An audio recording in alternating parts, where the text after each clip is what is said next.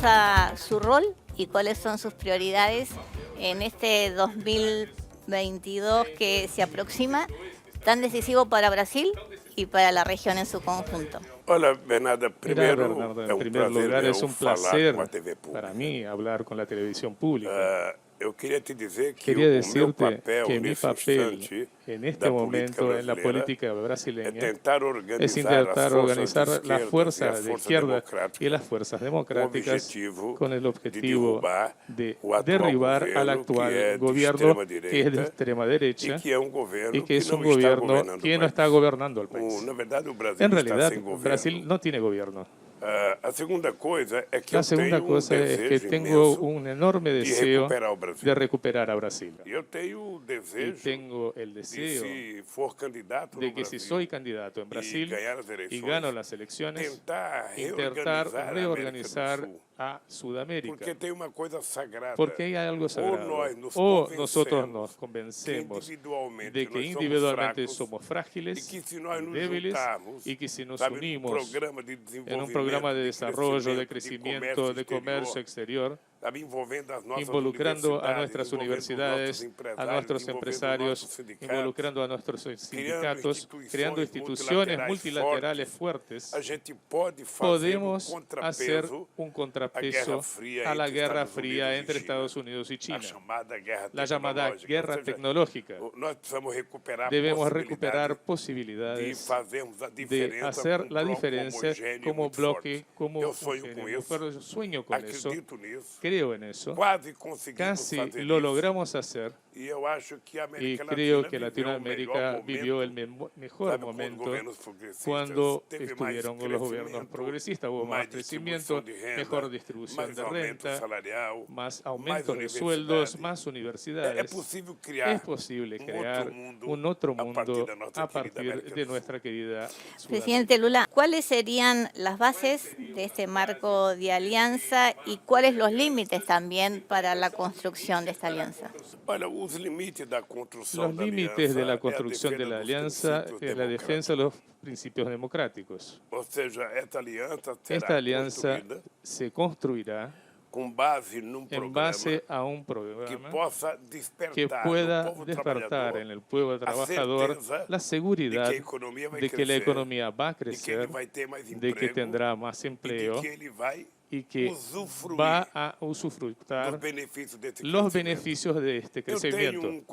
Tengo un compromiso, Bernarda, y sé que es una gran responsabilidad, porque si vuelvo a ser presidente de la República Brasileña, debo hacer más de lo que hice la primera vez. Y también tengo que hacer más en mi contribución o en la contribución de Brasil a la integración de Sudamérica. Yo realmente lo creo. Ya sé los errores que cometimos. Conozco las ingenuidades que teníamos cuando intentábamos discutir la alianza.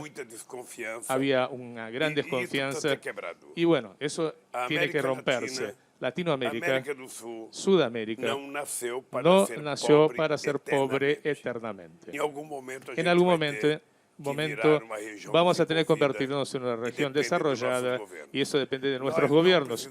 No necesitamos depender de los Estados Unidos o de la Unión Europea o de China. Tenemos que depender de nosotros mismos. En la nueva oleada progresista, ¿qué cosas hay que fortalecer en términos de gobiernos y qué errores habría que modificar?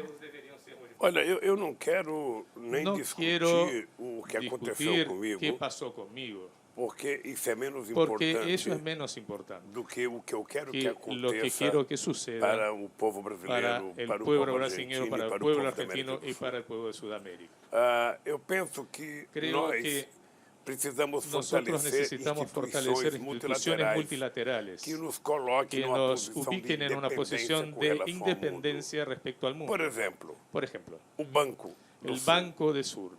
Nós poderíamos ter criado haber creado el Banco del Sur lamentablemente no lo creamos. Nós poderíamos haber creado más asociaciones tecnológicas y científicas entre nuestras universidades. Podríamos implementar. Cuando yo creé UNILA, que que yo soñaba con una gran universidad latinoamericana para que creáramos una doctrina latinoamericana, con un profesor latinoamericano y un estudiantes latinoamericanos, para que tuviéramos un ejemplo de creatividad en una nueva universidad.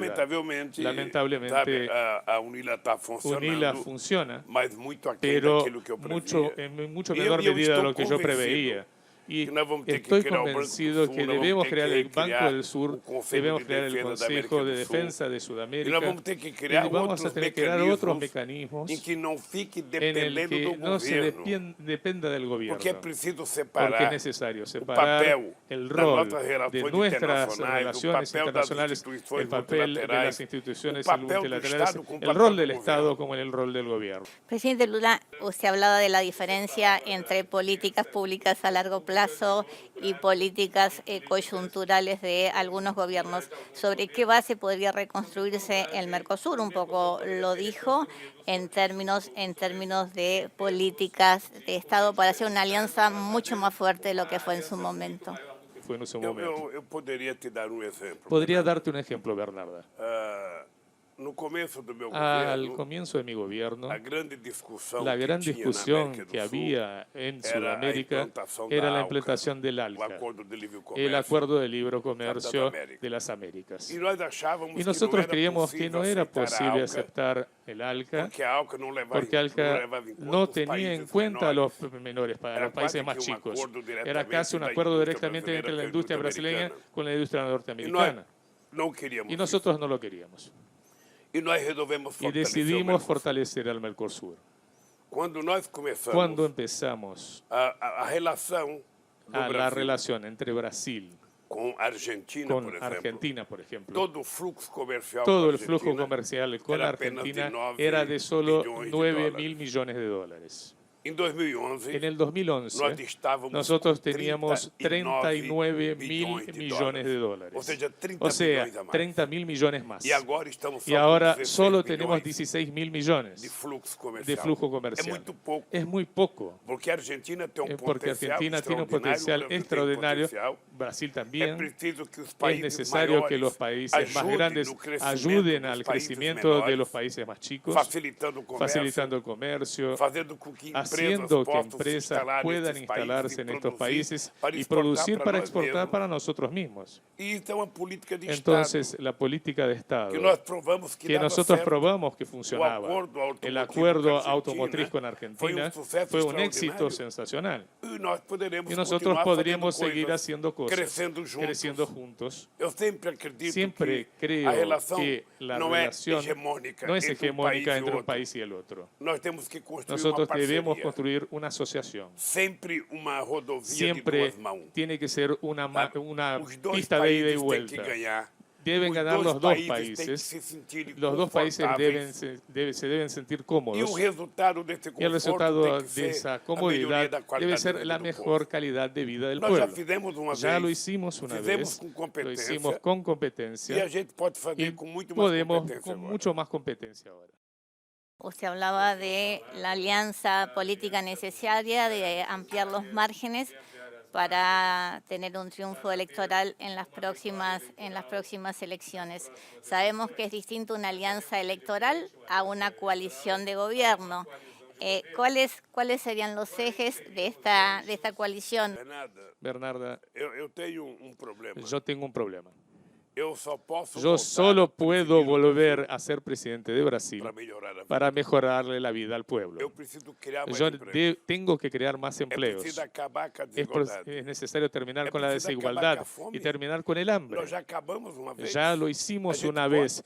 Podemos hacerlo nuevamente. Cuando el mundo rico desemplearon a 100 millones de personas, en Brasil nosotros creamos 22 millones de empleos formales.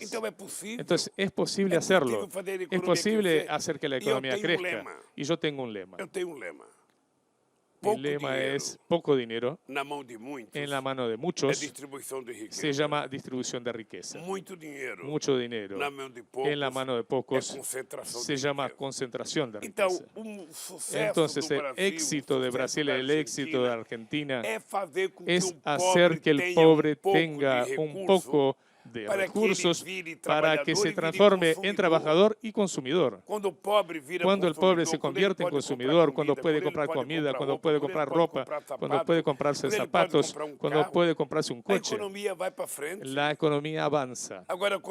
Pero cuando tenés miles de personas en las calles pasando hambre, personas que están desempleadas durante años y meses desempleadas, el país se empobrece.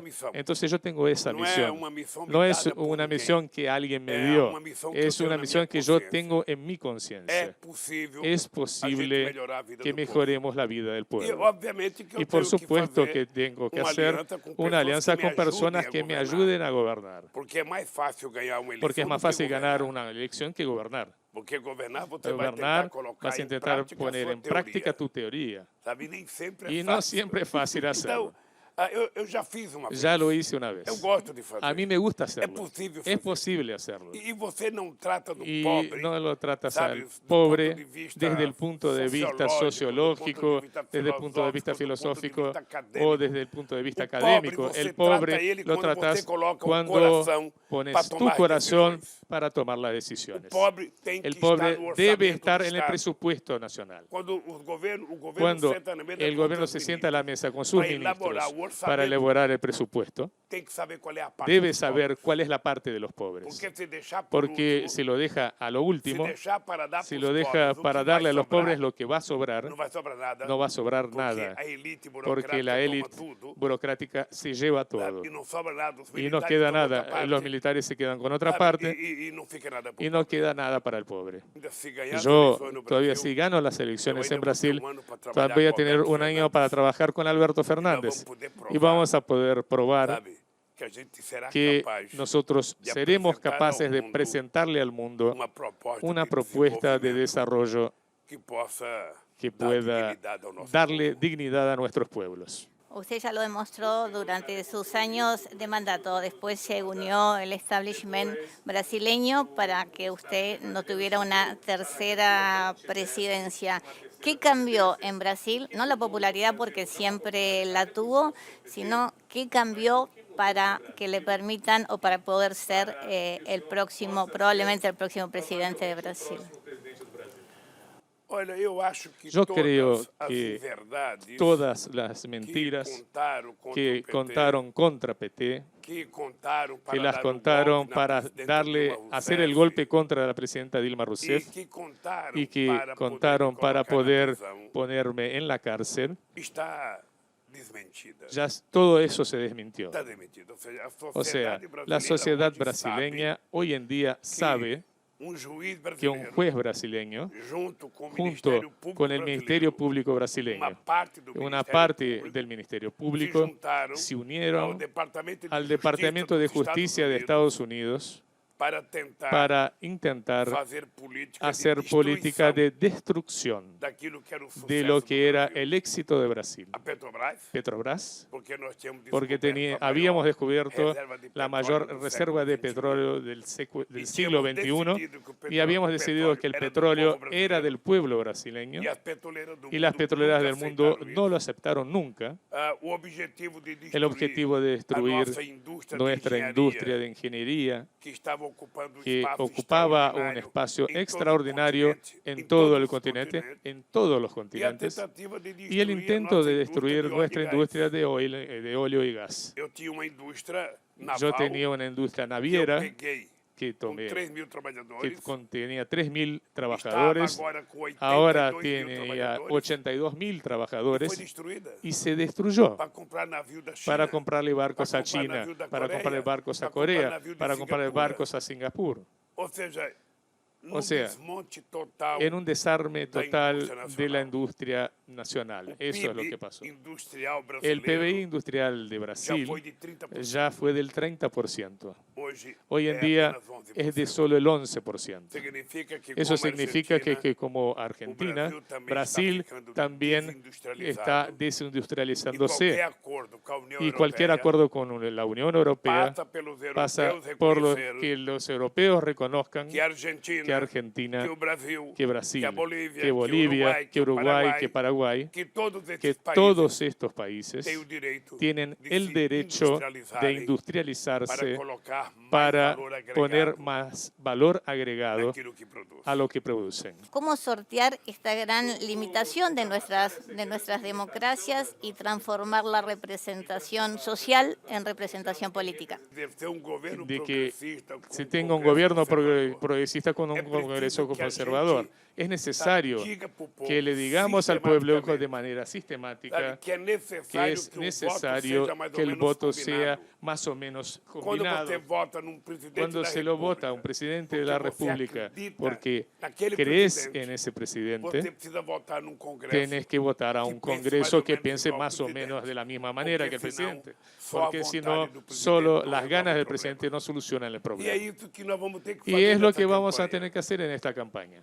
Cuando fui electo presidente en el 2002, de 513 diputados, yo elegí 91 de mi partido. Toda la izquierda tenía 150 diputados. De 513, te das cuenta que es complicado. Yo elegí 12 senadores de los 81 que hay. Se pone muy difícil la cosa. Después es necesario charlar mucho, hacer muchas reuniones y ni siempre funciona la cosa. Usted habla de O senhor fala da revolução tecnológica e do desafio de gerar trabalho de qualidade. Qual seria a forma de enfrentar a tensão entre a empregabilidade e a tecnologia dentro de um modelo inclusivo? Hoy, cuando hablas sobre industria digital, sobre el empleo digital, no todos saben cómo eso funciona. Lo que sabemos es que la industria de datos hoy en día está distribuida en el mundo entre Estados Unidos y China. Ellos detienen el 90% de las informaciones de esta industria que transformará a nosotros, seres humanos, en algoritmos. O sea, van a decidir muchas cosas por nosotros, van a pensar por nosotros, y eso es muy malo y muy desagradable. ¿Qué creo que debemos hacer?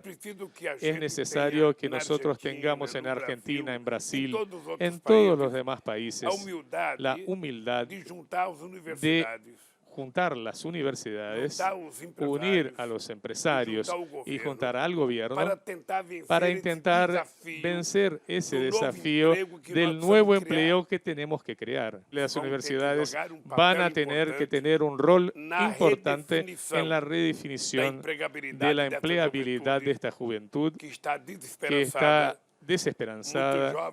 Muchos jóvenes tienen su diploma universitario y después lo tienen buscando empleo y no logran ese empleo. Entonces es importante que nosotros tengamos la humildad de reunir a todos los sectores de la sociedad que pueden contribuir e intentar ofrecer a esta juventud la seguridad, ya no la esperanza, la seguridad de que tendrá un empleo por su formación profesional. ¿Cuál es el mensaje de esperanza para esta parte de la humanidad, los jóvenes que están desesperanzados por la situación previas a la pandemia y profundizadas con la pandemia? ¿Y cuál sería el mensaje esperanzador de Lula también para el resto de la sociedad? Yo tengo miedo de no tener el mensaje correcto para estas personas, porque no es fácil. Lo único de lo que estoy seguro es que nosotros tenemos que colocar a la sociedad adentro de la economía y adentro del presupuesto. Tenemos que creer en la formación profesional de nuestra juventud. Y yo creo que eso mejora la formación y fomentando el crecimiento económico es cómo se puede generar las oportunidades de empleo que tenemos que crear, sea en comercio, en industria, o en el sector financiero, o en agricultura. O nosotros tenemos que reinventarnos como humanidad. Entonces, crear empleos pasa a ser una prioridad del gobierno de Argentina, del gobierno brasileño, del gobierno chileno, del chino.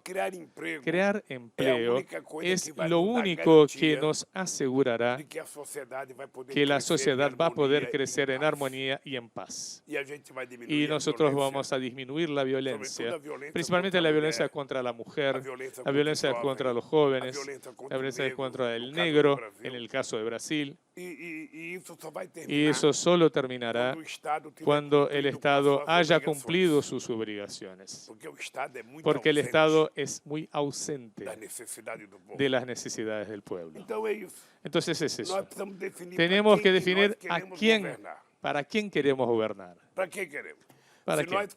Si queremos gobernar para 30% de la población argentina o para el 30% de la población brasileña, gobernar para la clase media alta, para los empresarios o para los banqueros, no hay ningún problema.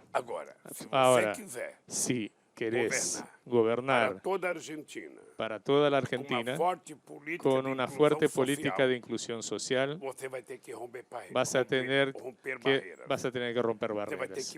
Vas a tener que pelearte con determinados sectores porque es necesario hacer un poco de la distribución de los ingresos del país. O sea, los pobres tendrán que ser la solución y no el problema. Y cuando ellos participen, serán la solución. Tengo el testigo. Yo era presidente cuando se produjo la crisis norteamericana de Lehman Brothers. Y decían que el comercio era muy bajo, que el pueblo no compraba y que iba a haber más desempleo. Yo fui a la televisión, hice un discurso de 8 minutos diciéndole al pueblo que no era posible parar de comprar. Era necesario comprar de manera responsable. Si tomara deuda, que tomase deuda que pudiera pagar después. ¿Y qué pasó? Por primera vez, la clase C, D y E consumieron más que la clase A y B. Y eso mantuvo a Brasil creciendo, y Brasil fue el último país a ingresar a la crisis y el primero a salir de ella. Y por lo tanto estoy seguro que mi amigo Alberto Fernández lo sabe, estoy seguro que Luis Arce en Bolivia lo sabe. Nuestro gran desafío es hacer que el pobre sea respetado en la economía, en la política, en la educación, en la cultura y en su ciudadanía. Nadie defiende a las personas de que ellos sean pobres. Lo que nosotros queremos es que salgan de la pobreza, se conviertan en clase media y puedan consumir lo que producen. Ese es el sueño de todos y es mi sueño. ¿Cómo se sintió en la plaza? ¿Cómo se sintió en la CGT? ¿Cómo vio la Argentina? Algo que quería decir es que es necesario sacar la palabra desistir de nuestro diccionario. No podemos desistir jamás. Tenemos que creer siempre. El ser humano tiene que volver a creer que puede hacer las cosas. El gobierno tiene que levantarse y despertarse pensando, puedo hacer las cosas, no podés entregarte al ostracismo. La cosa se puso difícil, no puedo hacer nada. No, así es mejor ni levantarse de la cama. Entonces, yo aprendí mucho con mi madre, jamás desistir. Bueno, lo que yo sentí en la Plaza de Mayo fue una alegría inmensa, porque hacía mucho tiempo que no hacía una actividad en una plaza pública. En Brasil. No lo hice desde que empezó la pandemia, no hice ninguna. Entonces, la Casa Rosada fue mi primera aparición pública y fue realmente muy emocionante. Vuelvo a Brasil con la seguridad de que vamos a encontrarnos. Brasil y Argentina merecen crecer y por eso deben estar juntos. Entonces, cuando Brasil y Argentina se encuentran, ayudamos a Sudamérica, ayudamos a Latinoamérica. Por eso soy optimista. Y salgo de Argentina, me voy de Argentina muy, muy agradecido por el cariño del pueblo. Hacía mucho que no tenía tanto cariño. Entonces quiero aprovechar tu programa para decir gracias a la vida por todo lo que pasó acá en la Argentina.